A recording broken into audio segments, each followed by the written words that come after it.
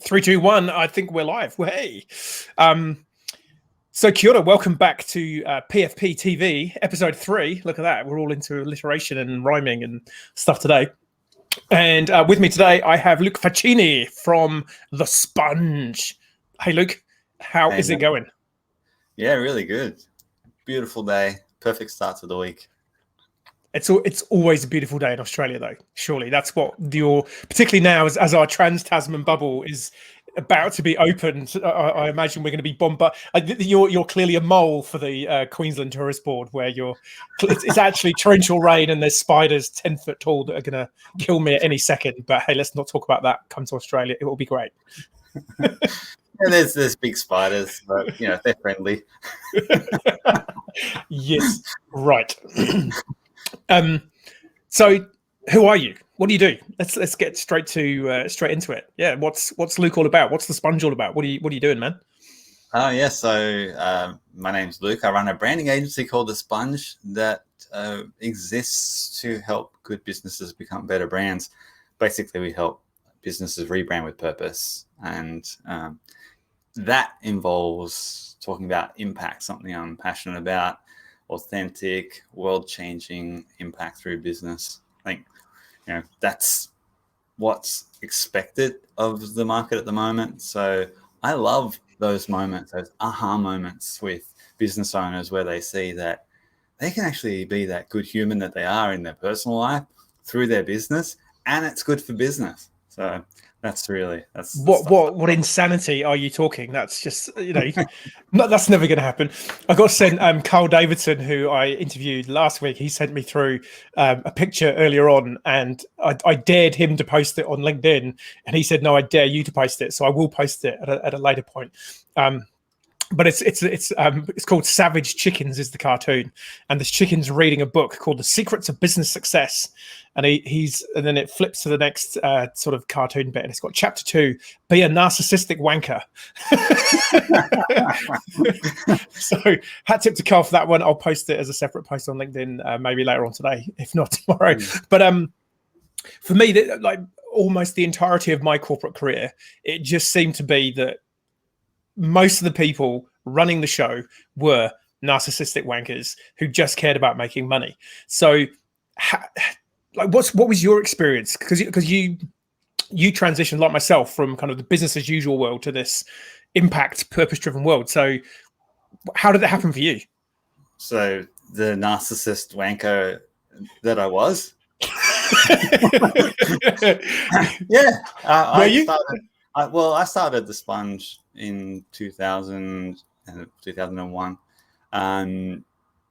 for the purpose that I wanted an agency, and because I came from kind of illicit, out there partying kind of world, because I came from a broken home, so I was out of home at 16, so I was good at being bad, and I thought an agency would enable me to use my skills to continue partying and make money and nice. have fun, right? So that was who I was at the time, and it worked. It was we would work for anyone, help them sell more of their shit regardless of what it was, with no real goal other than do awesome work, make lots of money, and party.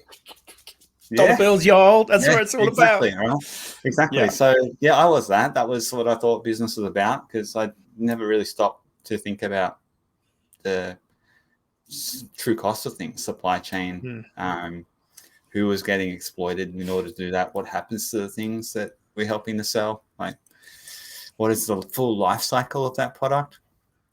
What's the impact? What's the purpose? I was just following. There was a comment on a Facebook, or someone put on Facebook the other day. If it doesn't exist, go make it. And I'm like, okay, yeah, on top level sounds great, but an expression I love to use is just because you can doesn't mean you should.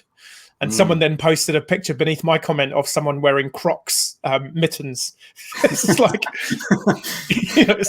yeah, the world doesn't need that. But so you touched on a couple of interesting things there, because I think we've both had a similar transition from where you're kind of thrown into this world of business where it's about just make money, and then suddenly something happens. But so yeah, maybe we'll go there first. Like, what was there one defining moment where you were like, okay, this is just insane, I'm out? Or was it more of a longer burn, sort of like a few things popped up that made you start to question?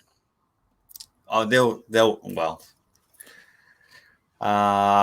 lots of things happened over the 2 decades I've been in this business. I still have the Sponge, same company, different agenda. There was a very kind of catalyst moment, and I mean, I was evolving as a human. I was evolving with consciousness. I was doing work. Like, it doesn't happen overnight. It doesn't happen without intention. I found myself sitting on a couch one summer day, flicking through Netflix. It was a Saturday morning. I remember breeze was coming in through the open window in my villa in Concord, and just like looking for something to occupy my time, I hit play on this documentary because it looked all right. And before it was done, I was done. It was called The True Cost. And if you haven't seen it, it's a fast fashion expose. So it talks about the exploitation of emerging markets, the building collapses in Bangladesh where over 1,200 people were killed, 2,500 people were injured. And why? These senseless deaths, the devastation, the ecosystems, like just destruction because of ignorance and greed. And yeah, I was sitting there with tears streaming down my face. Wow. And before this thing was finished, I was like, I'm a fucking hypocrite. I'm sitting here in, Ralph Lauren, which I doubt was, expensive watches, expensive clothes, not even thinking about how they were made and the exploitation, because it's at a distance, right? It's a race to the bottom for cost. And I decided then that I could no longer work for brands that were about profit at all costs. And that set me on a journey. I fired a bunch of clients, imploded my business, and started again with the intention that I would only work with brands with positive impact. And that was beginning of 2016. So yeah, it's been a little while now. It has, 2021. Yeah, keep forgetting. I have to say that that commitment at that time, it's not like it was now, where the appetite for impact and purpose is there. When I was watching tumbleweeds roll by, and my business kind of flailing. So yeah, interesting. I totally hear you on that one, because I was about a similar time, really. I was late 2015.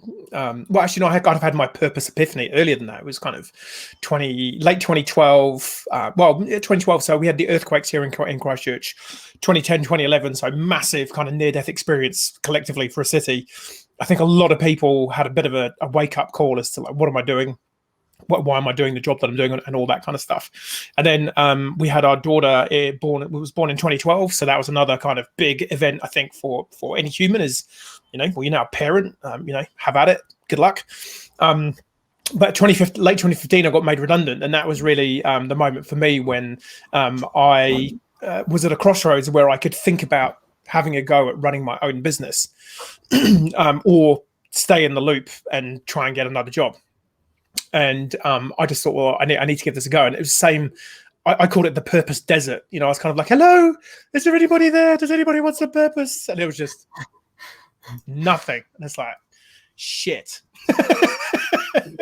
Was that a good decision? Well, this is the thing. I mean, I think you're in a good place right now.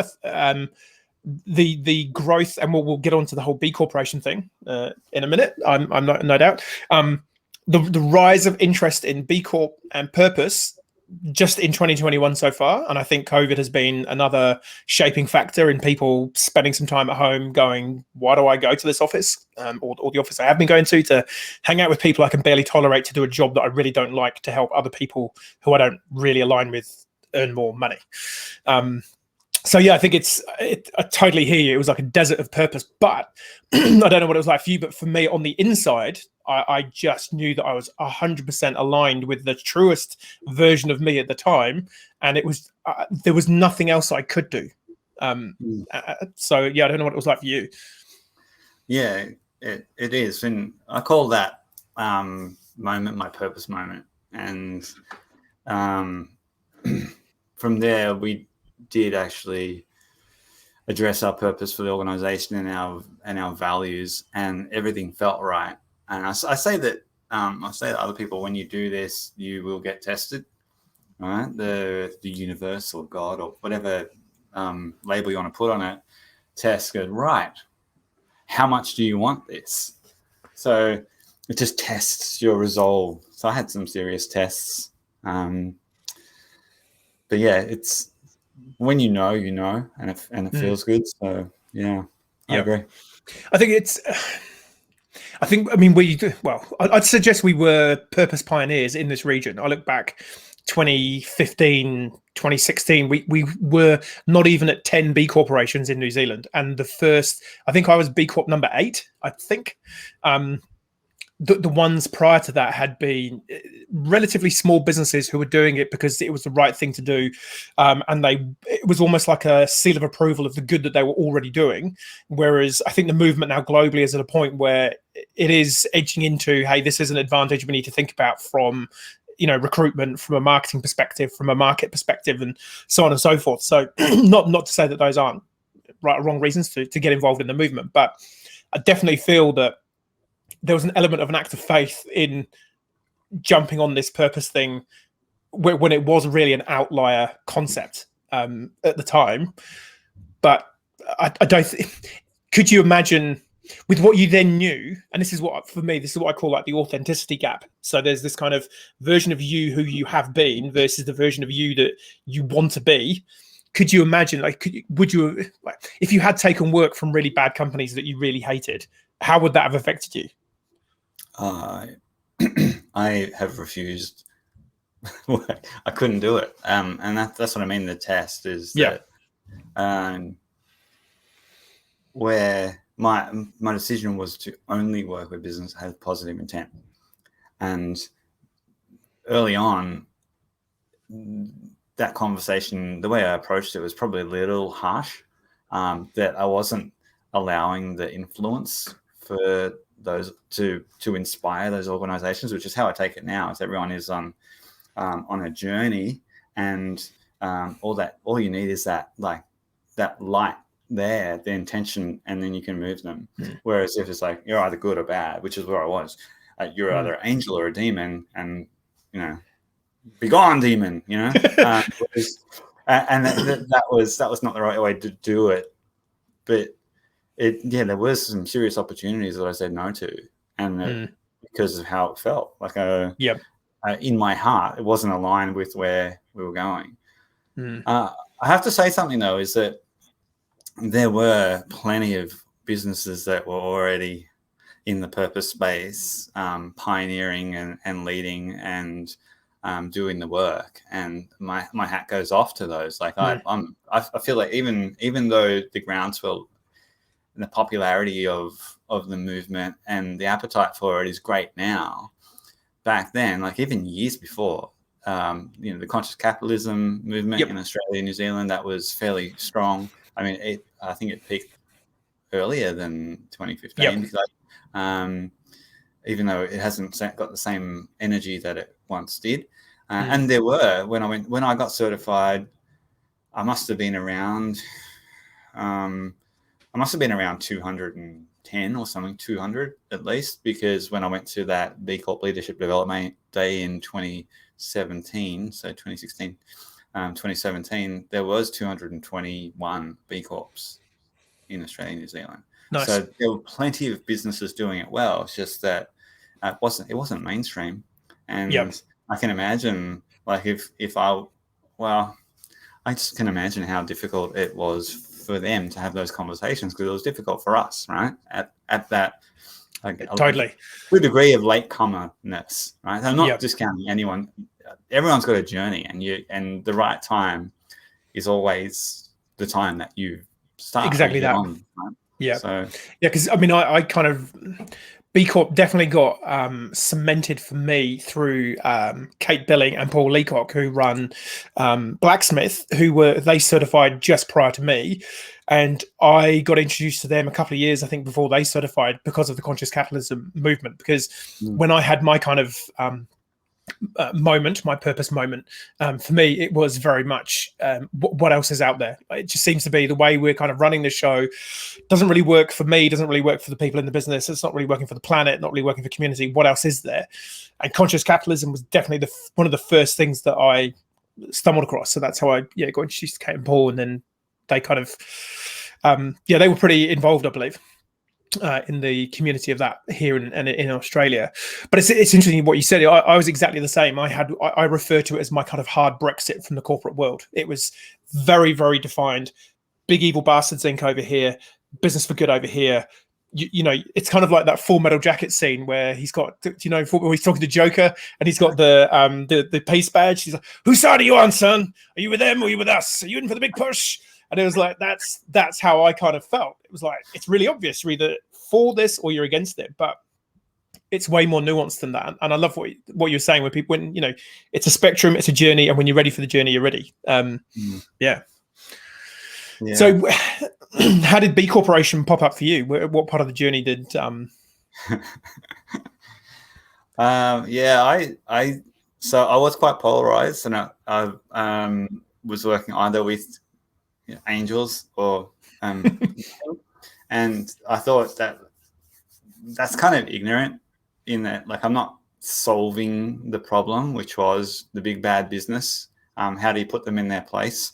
So I started building an app, which was the social sentiment of brands. Like, it was called Brandlight. I got it to prototype level, had some investors, and then my wise wife at the time said, "You need to focus all your energy on stabilizing the sponge rather than going off on this tangent with that." So that got backburned. Anyway, it was in that process, because it was like Tinder for social, like, brands, whether they're good or bad, or you could swipe up and rate them on multiple scales, right? So people, right, planet, profit, that kind of thing.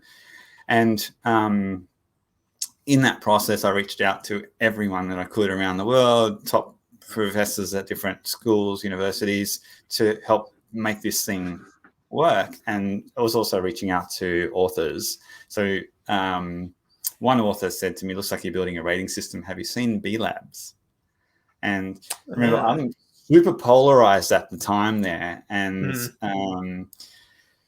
when I jumped on the B Lab website, I saw Ben and Jerry's there, and I kind of, like, the angel demon thing kicked in. It's like, you're selling, you're peddling sugar through ice cream, and you're owned by Unilever. How can you be a good business? So the polarized me said, "This is not right. I've got to change this." But I can't change it from the outside. So I started certification in order to get in and change the B Corp certification. Interesting. So it was a spite driver. But then in the process, I started my certification. Then I went to an event in Sydney, and I met a couple of B Corps there, one in particular. And he was the most level-headed, impactful guy that I've met. And we're good friends now. Ben Pekatich, hey mate, how are you? And the conversation I had with him calmed me down. It made me realize there's a spectrum here, and that that's that journey from dark to light. As long as there's intent, I will help somebody move that way. And I know that B Corps that are big and potentially less impactful than some of the smaller, deeply impactful organizations, they have their role, because if you're picking up a product and you're seeing the B badge, the fact is that B Labs is a not-for-profit, and it does not have the resources to do an education campaign. So we need big companies to be talking about B Corp, or at least displaying it, so that people, their curiosity is piqued and they can explore it. And it just opens that field up, which is what we're seeing now with the bigger organizations that are B Corp certifying. And people are going, "What's that?" Like, you go into Kathmandu and you see it on their wall projected. It's like, cool. How many people are seeing that and going, "I didn't know what that was. What is that? I can build my business around that model. I can do something impactful." So, I started out of spite, and then I tried, and I went, "Holy shit, you are the average." And you are the average of the 5 people you spend the most time with. Jim Rohn says that. And I want to be more awesome. when I went to this B Corp Leadership Development Day in Sydney, it was ridiculous.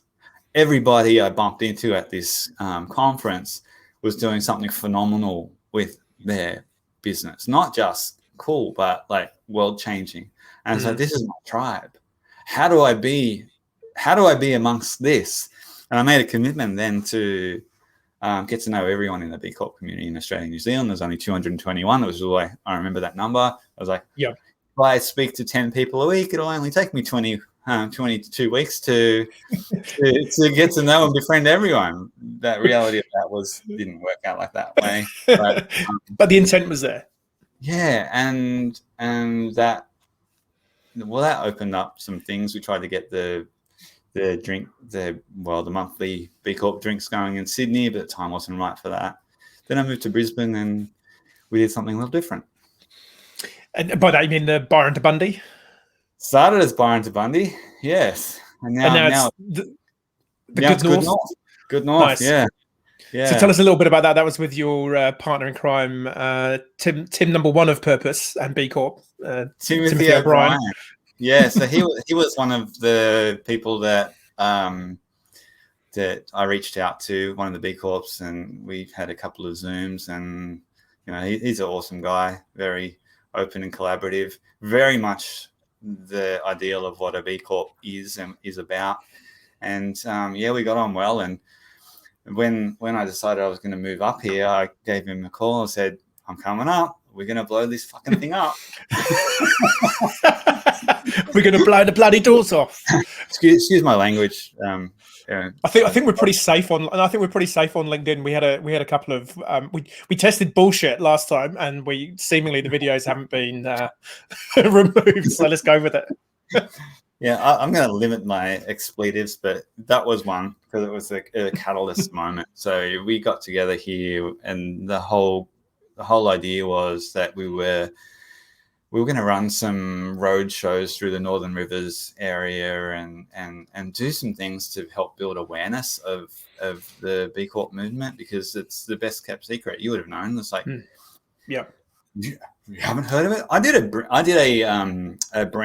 guest lecture at a brand management in a brand management class at a School of Business in QUT here in Brisbane, and a full room of young people learning about brand and brand management and business. And I put a B Corp logo up on the screen and said, "Who here knows what this is? Who's seen it?" Not one hand went up. Not one. This is what year was this? Last year. Oh wow. Last year. This is recent, right? So this is I'm sort of skipping to this because it's so important in that there is not an awareness of it. So part of the role of a B Corp is to be an ambassador for B Corp so that people become aware of it. Anyway, that's what I feel about it. But the purpose of Good North was to provide that space for B Corps to come together and collaborate. It originally started as Byron to Bundy, but we realized pretty quickly that you can't market to gold medalists. You can't market, sportswear to gold medalists. It doesn't work like that. They already know. So how do you open it up? And we decided to make that it's anyone that's purpose curious is welcome, because that's that journey, right? So everyone comes in at a different stage. They might not even know what purpose is, but have a feel that there's something that they're lacking in their business or their life, that if they're surrounded by that, like if they experience what I experienced in that conference in Sydney, then it'll help them accelerate on their journey. So Good North is about putting on events to help people connect, firstly, at a deeper level, not just like I'm at a networking event, business card. Right? Yeah. It's like, how do we create that profound connection and really connect on a deeper level? What is it that we're passionate about? So we asked that question and we put it on the name tags as what are you passionate about? What is it that fires you up? Nice. Right. And that's the talking point, is to get people connect on that level. And then how do we foster collaboration? Because, if we're all sitting there reinventing the wheel to solve the same problem, we never solve the problem. So that's what Good North is. It's about good people getting together, purpose-led and purpose-curious, to change the world. Nice. so much goodness in that, because I think you're totally right. It's I call it the purpose horizon. You know, you can only see so far into purpose based on where you're currently at. But when you're sitting next to someone who is doing stuff that you've not even imagined is possible with a purpose lens, that pulls everyone into a new space. How's it been keeping the Good North going under COVID restrictions? Yeah, we started 2020 with 17 events on the calendar. So wow. Byron Bay, Brisbane, Gold Coast, and Sunshine Coast. There was one every quarter. We got the first 2 done, and then COVID cancelled everything. Yeah. And that forced us. We were doing in-person speed networking events, which was fun. So we moved that model online and opened the doors up. So we had people jumping on our speed networking for good events that before Zoom fatigue kind of made that like not so put some took the luster off it. But we had people tuning in from all over the world for those. So it was so much fun, and we did plenty of them, maybe 20. I don't know. So they were happening quite frequently. Yeah. I think I jumped in on a couple of those. Met some interesting people. Yeah. Yeah. So now we've back to some in-person events. We've got one coming up next week in Brisbane, which is not next week, the 21st. Is that? No, yep. That is next week. I think it could be. It's not far away. Yeah, it's my daughter's birthday, so I should know when it is. Yeah. So that it is like a guided mission-led collaboration. So it is. We want to help people explore their SDGs and learn how to work together to solve some problems, come up with some cool ideas. It's an in-person event in Brisbane, which will be fun. So nice. There's just there's that electricity that you can't really replicate online. Totally, I think it's that vibe. There is just something about people who are on purpose. It is almost, I think it is a drug. It's the people who are fully living a life of purpose and contribution and meaning, who are even, there's guys like you, Timothy O'Brien. There's a whole lot of people that I know that you're so like your purpose is so dialed in, or it's as dialed in as it can be for you right now, I guess, because purpose is a constant journey. But yeah, when you meet those people, like you can't, if only we could bottle that and distribute that globally, because what's that cheesy song? Is it Boston? More than a feeling? It is more than a feeling. It's like I think this is historically, this has been a challenge for me when you're trying to, do purpose coaching, purpose training, and explain to people what this really intangible thing is that is kind of a feeling, but it also involves a bit of faith, a leap into the unknown. There's so much around it. I struggled for probably 3 or 4 years to really, like, how do you communicate? And I think you can't. Maybe you're going to tell me because you're the wordsmith, you're the expert, but I think you do need that in-person connection for people to really get a sense of what they could step into on a purpose level. You can just buy the Purpose Express.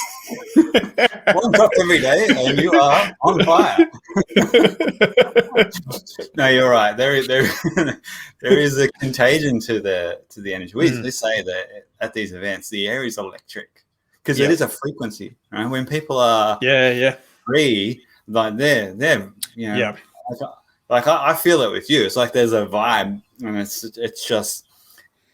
the vibe of it. Like Castle, it's real though. Like it's a feeling. People come out of it electrified because we're operating at a different frequency, a higher level. Totally agree. What's the guy's name? He was a Dr. Hawkins. I'm pretty sure, but it's not Stephen Hawkins. Have you seen? It's like the energy level. It's like by color of energy, and it starts like I've just been immersed in the Joe Rogan podcast for the last few days, and I needed Jamie. Hey, Jamie, can you bring that up? It's like if he's available, I don't know. If you're not doing anything on Mondays or Fridays, if you could, there's it's all about the the energy sort of level that you're operating in as a human, and at the lower levels, it's kind of all about fear and shame and hate, and then at the higher levels, like the top level, which is like the purple level, is sort of Buddhist monk transcendence, probably only 0.0001% of humanity has ever actually got there. And it's like a scale of, I'll find a link and put it in the show notes. And if you can put a link to your Brisbane event as well. There's got to be something in that, you know, like, yeah. Well, I think there is. Good things feel good. Yeah. And it ought to, right? So like, if we get the reward for doing good, we'll do more of it. I think that's there was a really cool study. It's just a shame that it was done in a Coca-Cola office. I feel like it would have been nice if it had been done in, you know, your office maybe. But it's a study from a few years ago in Coca-Cola, and I think it was in Madrid or Barcelona. And they asked people in the office to do as many pro-social acts as they could, or acts of kindness to their colleagues. And so there was one group that knew that this was happening. Well, there was one group that knew it was happening. Half the group were the group who were being told that they had to do it. The other half were the recipients. But then there was a third group who didn't know that this experiment was happening. And what they found was the people who did the random acts of kindness felt happier and more engaged at work. But what they didn't expect to see was that the people who received them also felt happier and more engaged. But what they also noticed was that the third group picked up on the general vibe that things were just better. And I use that as a you know, it's a study to prove that doing good is contagious. And again, it's that kind of purpose horizon, or I sort of refer to it as pulling the thread on the sweater. When you're starting on that purpose journey and you start pulling the thread, it's like, uh-oh, hang on a minute. Suddenly there's no jumper left here and I'm quite naked and vulnerable and I should probably go and change some stuff in my life. Yes. Yeah, I want to see that study. That's awesome.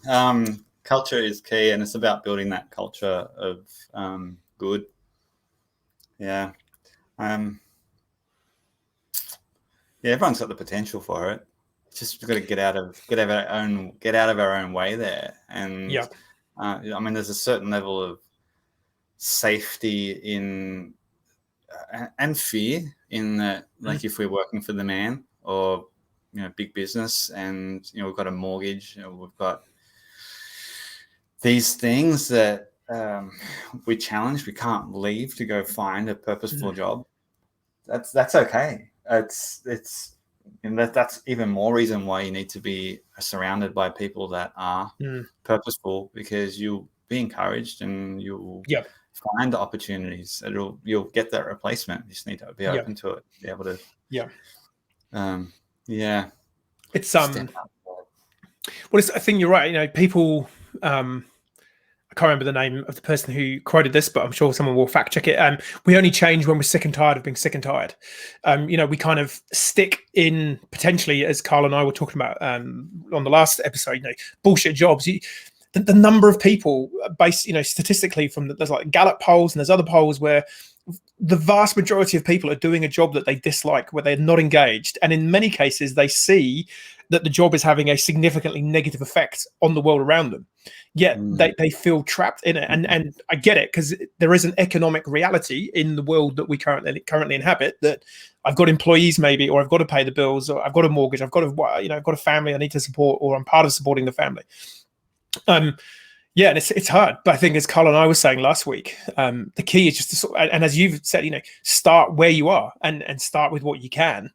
But as you kind of get pulled into that the river of purpose, I guess, and you get taken by the flow, it becomes inevitable where you see you can get to. Time just does fly, right? So, you know, you blink, 5 years has passed. So if you got your head down working for BHP, you blink and 5 years later you still be unsatisfied but working with BHP. Not trying to just stereotype that, but I was just thinking that there was somebody that messaged me one of the days early on with Byron DeBundy. Is somebody that works at BHP is like, I work for BHP, can I come to this? It's like, if you're purpose curious, yes. It doesn't matter what your current role is. You might be in the most unconscious role, but you might be a conscious person that's struggling in that role.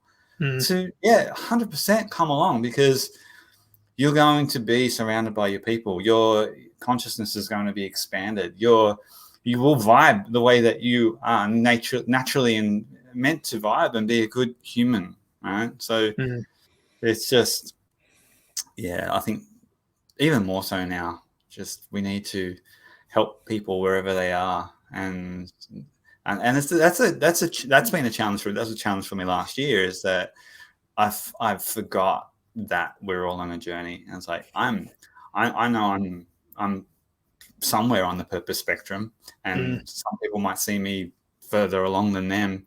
And I was facilitating a speed networking event. Somebody was on there that had no idea what purpose was, and I saw that with I saw somebody respond to that negatively. I was like, hang on a second, what am I actually here for? Like, what is the purpose of this if it's not to warmly welcome that person at that stage, at that level of awareness, and show them something they haven't seen before, show them that, like, the potential, but in a nice, like, non-confrontational kind of way, you know? So yeah, it's really stewarding. Love it. That. Because it's really interesting. I'm a member of this group called the Global Purpose Leaders, and we sort of stroke our metaphorical beards and smoke our metaphorical pipes and have wizards gowns and stuff, and we, you know, we'll have a deep discussion on, you know, what is the soul.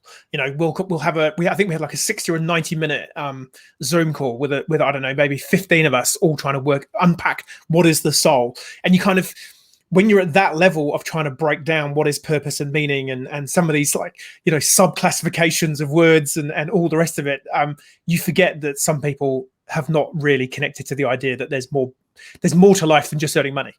And so you do.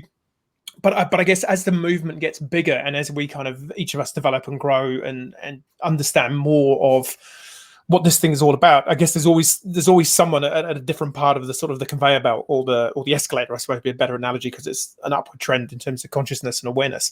So it's hard. It is hard at the minute, but I kind of hope that maybe this whole purpose thing gets the fact that, you know, you're presenting. I do some lecturing at the local university here as well, and it's real mixed. Like, some groups are like purpose, B Corp, like whatever. I just, it's about making money, whereas others are, oh yeah, I've heard about B Corp, yeah, totally get it, you know. And it's like it's almost a shock. Oh, okay, like there's some of you actually get this stuff already. So yeah, I don't know. It's a pretty uncoordinated global movement of people generally trying to shift consciousness and awareness of doing more good. And I guess it is going to be messy. It's going to be siloed to a degree. There's going to be some missteps taken on that journey, but just keep going, I suppose. Keep trying to find someone to help you on that pathway. Yeah, I agree. Yeah, I was at a thing a couple of weeks back, and J. Cohen Gilbert was talking, and yes, it was interesting to see he's the founder, one of the co-founders of B Corp B Lab. So he was saying, and I'm going to ruin it a little bit because I'm not as articulate as he was in it. You just need more whiskey. That seemed to be the take home from his talks. Quite possibly. Yeah, stroke the beard, have a whiskey. Yeah, this is water. This is water, not whiskey. Just saying. Yeah, it's past midday at your time, so maybe yeah, we're good. Yeah.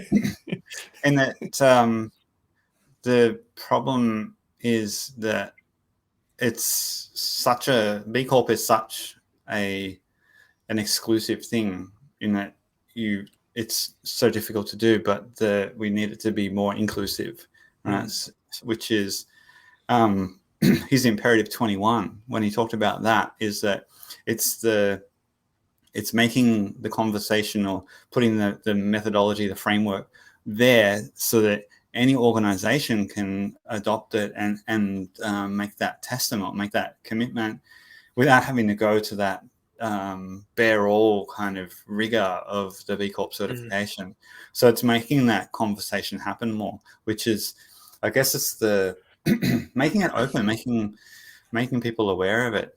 So yeah, it is an interesting dilemma there, is that we want people to be validated, we want people to go through that process and really do the work, but you also need people to understand and be accepting of it and make it easier for them to accept it. So that real challenge there. Some good old juggling. But I guess it's, as we said earlier on, it's a new concept. I guess you could argue that, I don't know, however many thousands of years ago when we were sitting around as a little tribe somewhere, or equally there are tribes sitting around somewhere now, undoubtedly not listening to this live stream, and probably better for it. But let's not go down that rabbit hole. Who have that sense of connection and interdependence, because we signed the term sheet of interdependence. We recognize that as a B corporation, the actions that we have actions on others, and we're all connected, and so on and so forth. It's kind of like a deeply human idea, yet it seems so counterculture. It's I don't know. For me, I really dig on the whole like philosophy and, I guess to a degree, sociology, psychology of why we are who we are, and how we've ended up where we are, with clearly amazing things like we have, a phone you put in your pocket and you can get the answer to everything that you ever wanted to know. And, you take that back even 100 years and show that to a human, and they'll just be like, pooh, I'm going to the doctor this afternoon, hopefully he'll be able to cure me of any ails that I have. Whereas 100 years ago, he'd probably be like, sorry, mate, maybe have some whiskey and crawl into a ball and, good luck. So some blood. yeah, take 10 leeches and come back to me next week. So we know, and this, I guess I'm hopeful because we have so much at our disposal. We've never been more connected. We've never had more knowledge. We've never had the ability to do so much. All we need to do is to begin with, like a 10% tweaking mindset to make it, which is a mindset that I feel are naturally attuned to.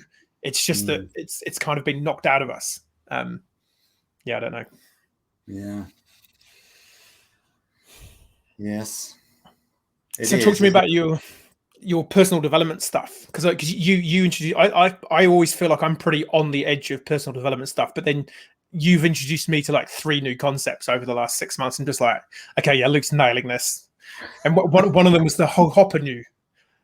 That's just like that's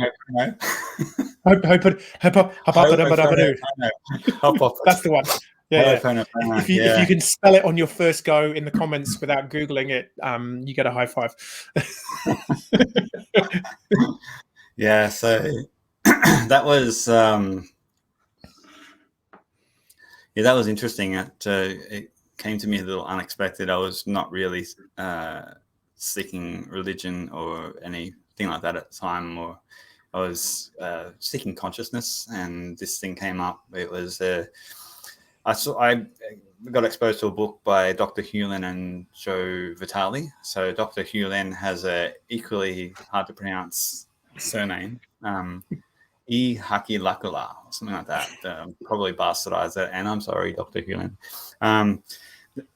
In that he took a job at as a psychologist for a criminal insanity wing of a hospital in a jail in Hawaii, and he cured all the inmates there without even meeting them, and they ended up closing the wing. And I was fascinated by that. And he used a process called Horoponopono, which is basically addressing the divine, which to me at the time was a good way of addressing source, creator, whatever you want to call it, because it didn't put a godhead on it. And it was 4 words, feeling into it and addressing the divine. Like, I'm sorry, please forgive me, thank you, I love you. Now, the concept there is that when you do that, there's no problem out there, it's only within. And if somebody brings a problem to you, it's addressing that the problem is there. If you ever notice when there's a problem, you're around. So the idea is that you take that problem and then you submit it to the divine and ask for forgiveness and ask for it to be transmuted into light, and then you're free. The idea is that you're either operating out of shared memory, because we're all connected by the superconscious, or divine inspiration. And because it was Hawaiian, and I thought, hey, this is cool, like I can get behind this and give it a proper crack. And so I did it. I was doing this cleaning process on the treadmill, when I'm walking, when I'm at home, when I'm doing nothing. I'm sorry, please forgive me, thank you, I love you. Any problems? And I was just dissolving it. And honestly, this was not too long before my purpose moments. This was kind of like a stepping stone on my journey of development. And I was starting to feel lighter and cleaner. I'd done a lot of bad things in the past. I told you I ran with the wrong crowd. I was good at being bad. I'd done a lot of bad things. So this was kind of lightening my soul, right? And it was opening me up for inspiration. So running a creative agency, get a brief, and I'd be cleaning, and then I'd get these like knowings, right? Like a package delivery. All right, we can stop. Here's the answer. And it was the answer, and it was the full solution. So it was package delivery, which was great. So I was feeling lighter as a human. I was feeling clearer, and I was addressing myself as being a conduit for creativity, right? So it's not really, I'm not getting these, I'm not coming up with these ideas. They're just dropping for me, which was really cool. So that's how in terms of your ability to create content and stuff, you're sort of feeling you had stuff was just kind of coming to you. Well, for instance, a client coming that needed a name, a brand, strategy, direction, and we would usually hash it out on a whiteboard and explore different ideas, and you know, naming and branding is like, can be a long drawn out process. Whereas if the package is delivered and it's like, this is what it looks like and this is what it is, and this is how it works, and boom, done. Like, it wasn't every day, but over 6 months or a year, I was having them like every other month, and they'll complete package delivery, right? Because it's divine inspiration, not in the like in the sense that I was looking for, and what I was open for at the time was solutions there. Yeah. So it was quite fascinating. So I was feeling quite free, myself lighter, and I was getting all these divine inspirations. So my life was good. So that's super cool. Yeah, simple. 4 words. Yeah. It is so. That's, I guess, that's the thing for me, you know, because in the purpose coaching that I offer, you know, forgiveness and releasing the past version or versions of you, releasing and forgiving people who maybe have set you on a path, the people that you alluded to, you know, the sort of the start off or the background you came from, you know, it's like, well, it's not their fault that they've maybe treated you in that way necessarily, because they did, you know, it's kind of like, God forgive them for they knew not what they did. It's like, well, you know, anyone's parents were kind of doing the best that they had with the information that they were given, with a level of consciousness they had, with the skills that they were equipped with or born with at that time. And it's like, yeah. So I think that release is a really big thing. Whereas, you know, the opposite, I guess, is resentment, anger, hate, stuff you all, which perfectly leads to narcissistic wankers. Look at that, we've gone full circle. Yeah, you said a few things there. Like, forgiveness is not for the other person. No. Like, forgiveness is for you. Like, you let it go. Like, this anger, it's the poison you swallow in the hope that you're going to let the other person kill the other person. Right? Totally. Yeah, it's like they don't know that you're angry with them. It's only in your head. It's like it's such a useless. They don't really care. yeah, because they've like totally moved on. Yeah.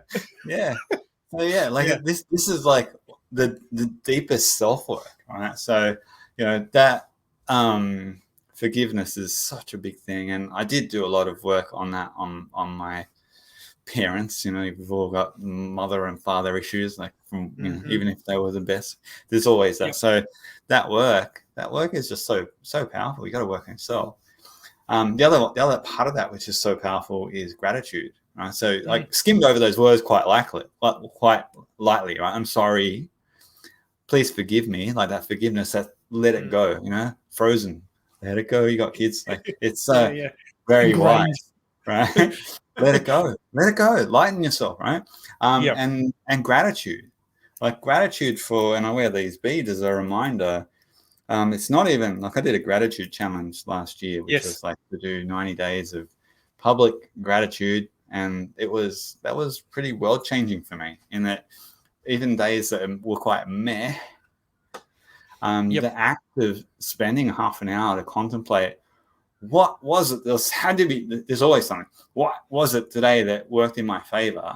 And just that process is a state changer. You can have a grind of a day, but just be reflecting and you'll find something. But you also find that the process of looking for the good helps you feel better. So it's a massive state changer. Totally. Because of the whole, I talked about this with Carl last time. It's that, the proclivity to seek negativity in our minds. It's so pervasive. And then on top of that, you have, pretty much a constant stream from the media of doom, gloom, and all the rest of it. It's easy to forget that, if you're watching this as a live stream or a recording, you are more than likely living in a country where you should be pretty happy to be living in right now. It's like you have internet, you have a device, which probably means your house is relatively warm and dry. The list can just go on. Like you can go somewhere and buy food right now with some form of credit facility. It's like, when you really break it down to how insanely good we have it. But I think it links back to the purpose of a phrase I like to use is we've never had it so good yet collectively felt so bad. Like we are living in a world of utter abundance, and in many cases too much abundance.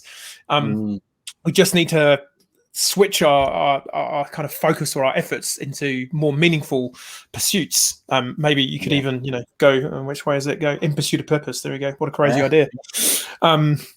Yeah, but the other one I remember you talking about with the gratitude one was instead of just being grateful for what you've got in terms of like intention setting and goal setting, imagine yourself feeling gratitude for the thing that you want. And I'm like, okay, Luke's done it again. Blew my mind. And I was such a cool concept. Like if there's something that you want that is meaningful to you. That's what those are for, is to whenever I bump and brush and feel them, is to pick something on my vision board and thank you for that. Thank you for my, pick something because it happened after I changed that. I've got this amazing motorbike I put on my dream board, and for me, it's important. Play is important. That is my creative outlet. I rode it on the weekend multiple times because, for me, that's freedom, and we all need to play, right? So, I was thank you for my beautiful motorbikes in my garage right now. Right. And a week later, it was in my garage, and it's better than the one that was on my board. Right. Nice. And it's been sitting. I'm saying the difference there is that it's been sitting on my wall in the same spot for 6 months. Yep. A week after that, it's in my garage. Right? Because it's there's no time. There's only now, and you can feel like what Joe Dispenza says. The universe doesn't give you what you want; it gives you what you are. Right. So if you're grateful for this thing that you're feeling that doesn't exist yet, but you're feeling it as though it is, and you're expressing gratitude for it, it's going to come to you quicker than if it's out there at a distance. That'll be cool when that happens. Super cool. So gratitude. But that whole there's so much we still don't really know how consciousness works. We are sort of smart chimpanzees that are trying to work our way around this sort of disc that's floating in the universe and doing crazy stuff. And it's really interesting with the whole, I used to go to church at school. I sang in the choir. So I'd go to the, even song on a Sunday evening and sing in the choir, and we'd have chapel at least once or twice a week. We'd sit there and I think a big part of my purpose process, part of my kind of initial life journey was to sort of go, well, that's just all hocus pocus. And, I was kind of made to go to church at school. So, I kind of, when I had I guess I kind of rallied a lot against discipline and structure a little bit. As a bit of a sort of counter culture move to all that kind of stuff. But what I find really interesting is the more I connect to this idea of purpose and you start looking into consciousness and you get into sort of Jungian psychology and all this kind of stuff. And even, where do ideas come from? We don't really know where an idea comes from. So for some of the greatest artists of all time, or even contemporary artists who, you'll hear, particularly musicians just saying, the song just came to me, or the lyrics just came to me. It's like, I don't know. There's some stuff there, man. There's a really cool thing I've discovered in this last couple of weeks called Mysterianism. So that the concept being that there's a group of philosophers who believe that we will never be able to understand the true depth of some things in the world. Things will just remain a mystery. And I kind of feel we need a level of mystery in this rational, physical, kind of empirical world that we live in, where it's all like we want to get the answers to everything. I just think it's quite cool to leave a little bit of room for mystery and not know how this stuff works. But yeah, big questions, big answers, maybe no answers. I think that's cool. Yeah, like I agree with the whole ideas just dropping. So from the super conscious or divine inspiration, because that's how I felt about some of those solutions. Some of the bigger instructions for me have been like a package delivered, not like here's a part of it, but complete. So I get it. If like a symphony has dropped for a conductor, or that makes sense to me. If the lyrics just dropped complete, yeah. And also have a bit of a belief that if an idea is meant to happen, it's going to drop for multiple people around the planet, and it's whoever takes the action on it gets the reward. That's a really interesting idea. Yeah, imagine, I don't know, what's the song of the moment, or what's one of the what's one of the biggest pieces, like what I mean, Leonardo da Vinci, what if 30 other people had the Mona Lisa concept come to mind? Or was it the Vitruvian symbol, the man? Like what if 30 other people had come up with that drawing within the same month, but he was the first guy to write it down? And I've never thought of that. Man, you blow my mind every time. I love it. That's freaky. Yeah, like what if like Beethoven's Fifth Symphony had been written 100 times by different people, but he was the one who's like, no, I'm going to actually be first. Because back then, you think, like right now, if 10 people wrote the same tune at the same time, we'd know pretty quickly on YouTube. And 9 of them would be sued very quickly, probably by one of them. But 300 years ago, 400 years ago, you paint a picture. No one else outside of your city knows that you've painted that picture. Yeah. Okay, that's correct. And we haven't even put in quantum or parallel universes on top of that one. That's like, we'll save that for the next session. That's it. But I don't know. It's there's certainly a lot of room for woo-woo in the purpose world. But there's a part of me that's like, maybe the world needs a bit more woo-woo and a little less, performance for the third quarter's down this month. So, go sell some more widgets, team, because the world needs some more goddamn widgets right now. Yes, wrapped in single-use plastic. Obviously. Yeah. With a free pack of cigarettes. Yeah. But only to the under 16s. Oh, yes. Yeah. I like that idea. We need some more magic. So if you're talking of magic, then if you had a magic wand, the magic wand of sort of consciousness that you could sprinkle some magic into, like what do you think would be the one thing that could happen to rapidly accelerate betterment on this planet? Bring on the woo. Yeah. Accelerate.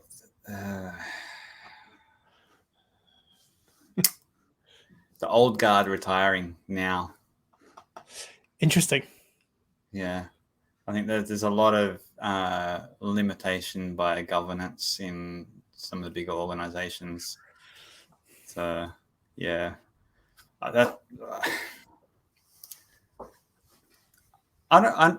think there's a lot of people feeling it, but they haven't got permission, or haven't got not permission, but authority.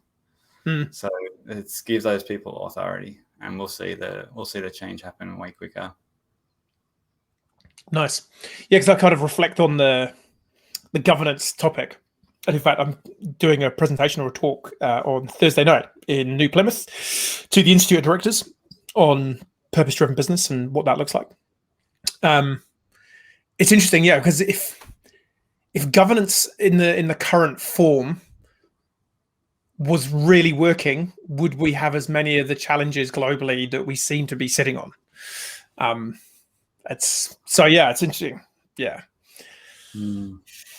But who has the authority to change them? I guess we all have, to some level, personal authority to go and do some stuff. That is a big question there. That's something that you need the whole beard strokers to get on board, because I remember seeing in the movie Ants. I'm getting a bit old. You know, he opens the chute and all the little pellets fall down and it crushes all of the crickets, right? So it's like if we think of us being those little pellets, can take out the monsters just by sheer number if we coordinate. So we can definitely, like, we have the power if we can unify and act. And I'm not saying, yes, let's rebel and fight the power, but like together we can do way more than we can alone. And whether that means as a purpose movement or changing governance, transfer of power to the people. Yeah. Oh, that would be cool, but who's going to coordinate? Well, that's the thing, isn't it? So, and then, but who gets to decide who's in charge?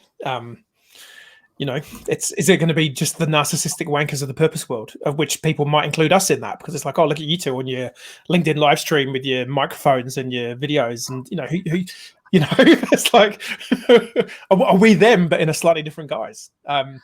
This is kind of, how many billion people are we sitting at in the world? It's like a lot, 6-7 billion. How do you, or more than that? Is it 8 billion? I can't remember. Yeah, I think it's closer to 8. It's like, how would we all agree on the same color? You know, and in most countries, most populations are literally divided by red or blue, in terms of the democratic operating system. So I don't know. This is I guess this is one of the really big questions, isn't it? Like, how do you? Sometimes you kind of think, do we just need a truly benevolent dictator, which maybe that's going to be AI, and it just goes, yeah, look, actually, you lot have totally stuffed this up. Was it? I can't remember. I think it was one of the. I've listened to quite a few podcasts over the weekend, so they're kind of all blurring into one big thing. But one concept was that perhaps we've been put on this earth by a higher being, so that we ultimately create AI, and AI is actually what the world has been created for, and we're just like a tiny cog that was developed to create the AI. You gotta go, that's a bit scary. It is, isn't it? then we get plugged in to fuel the Matrix, and and then Elon gets the flood of Mars, and it's all done. I mean, who knows, man? Who knows? Like, this is the thing, you know, nobody knows. Nobody knows. Yeah. I guess there are no answers. There are just better questions. That's I kind of feel that's where we're at right now. And for me, it kind of comes down to the individual level. Like, if we can each go on our own purpose journey, go on our own journey of awareness and consciousness, and become a better human, we will demand and therefore create better organizations and systems that work for more people in a more benevolent or beneficial manner. That's kind of my take. But I also agree with that, and want to add that I think that anyone that actively seeks leadership, like, and that's their drive, shouldn't be a leader. That's Billy Connolly's quote, isn't it? Anyone who puts themselves forward for election should automatically be discounted. You want to vote in the reluctant leader, because they're the one that are going to act for the community. And maybe it is like, we've got to get back to communities, local business supporting. And I don't know how you define local these days, but that would solve a lot if we were just these sort of micro communities supporting each other. Yeah, that's another big conversation too. It is not.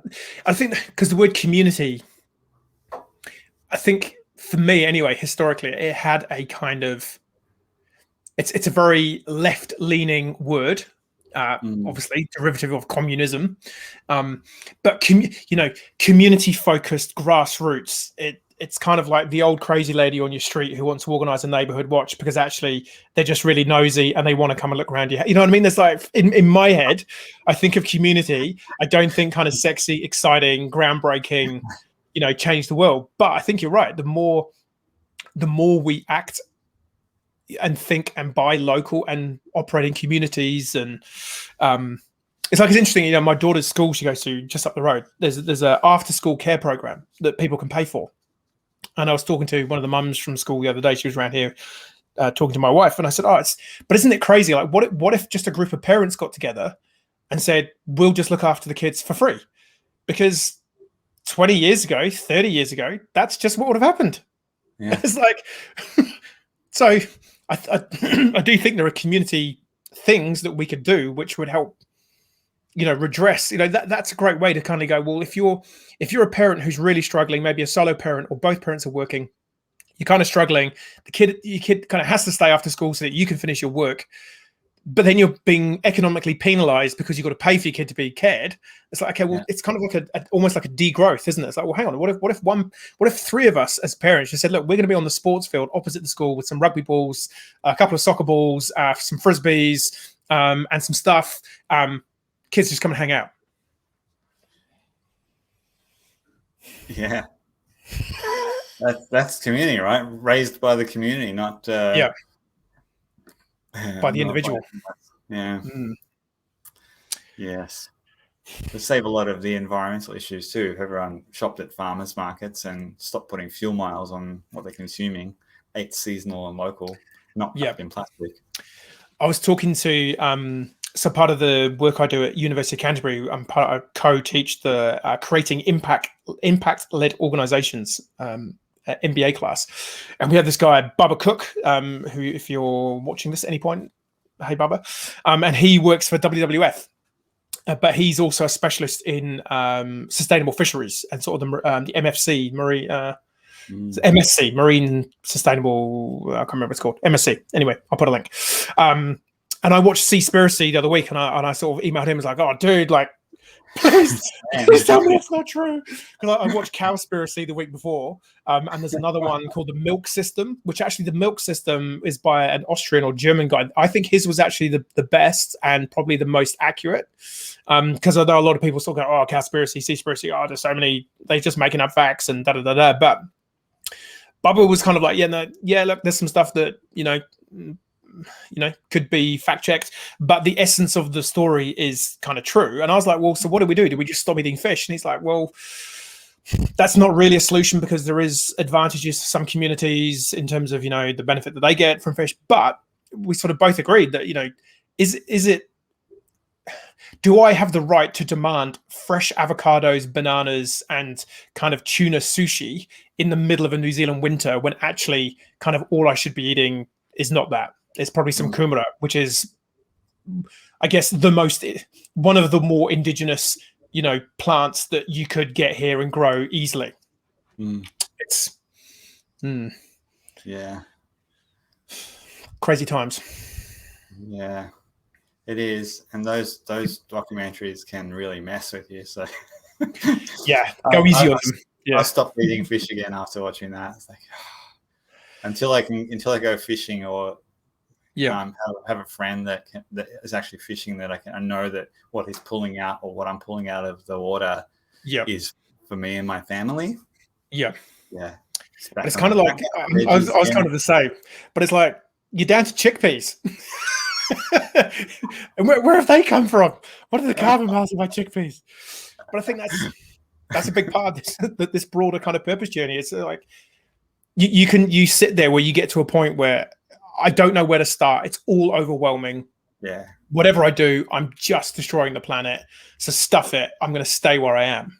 But I think what we're both saying is, no, don't do that. Just take some small step. Yeah. Do something. Do something. Do a little bit. Just think. Pick one thing. Do it. Yeah. Yeah. Because you can. It can really mess with you. And we don't need to be angry vegans.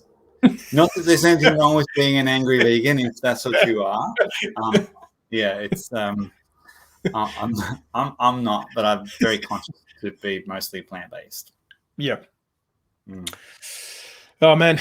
Hey, well, we're at the hour 10 mark. Do you need to be anywhere? We should probably, bring this to a conclusion. Yeah, I do need to do some things, but this has been a good chat. Thank you very much for your time. Hey, mate. Thank you for indulging my crazy experiment. If there's anything that you want me to add in the comments, please let me know. Yeah, I think if you put a link to the event coming up in Vegas, and we'll make sure people can see what that's all about. It could be your great first step. Go to the event. It will be a really good event. Come purpose curious. Go and meet some purpose fueled people and see what's going on. Yeah, feel that vibe that we've been talking about. You will. It is actually palpable. You'll come away from it going, "Oh no, what have I started?"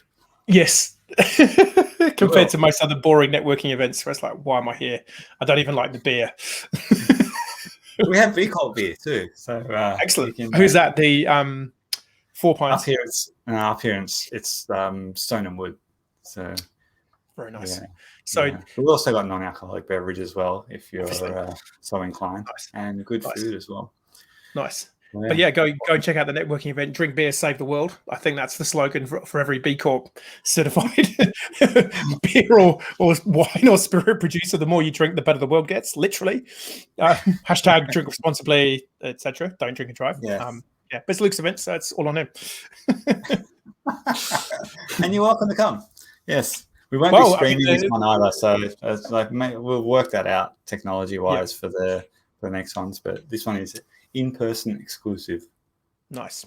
You do forget there's a large proportion of the world that cannot go to a live event, and getting to watch people have a live event might be quite exciting for a lot of people around the world right now. So maybe not this one, but yeah, don't discount the energy that you could transmit across the planet. Yeah, we will schedule another Speed Networking for Good event in the very near future for those of you that are tuning in from elsewhere and would want to play and meet some purposeful people. But thank you. Cool. I really appreciate the time. And no worries, mate. Yeah, we'll maybe do it again at some point. Absolutely. Cool. All right, buddy. Catch you soon. Au revoir. Cool. Oh, well, thank you for tuning in. Hopefully there was some nuggets of gold in that one for you. Just experimenting with days and times of the week. I think lunchtime, New Zealand time probably is as good as any for a live stream, but let me know if you've got any feedback on the times. Days of the week, it's all been a bit up and down. We've had short weeks here in New Zealand, Easter, and long weeks, short weeks. Who knows?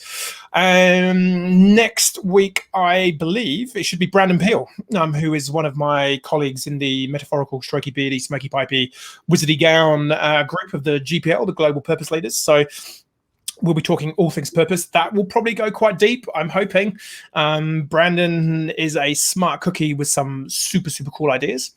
Beyond that, I've got a few other really cool people lined up for PFPTV. But yeah, if there's anyone that you specifically would like me to have a chat to, who's doing some really cool purpose stuff or is involved in the B Corp movement, let me know. That's about it. Thanks for tuning in. Peace out. See you next time.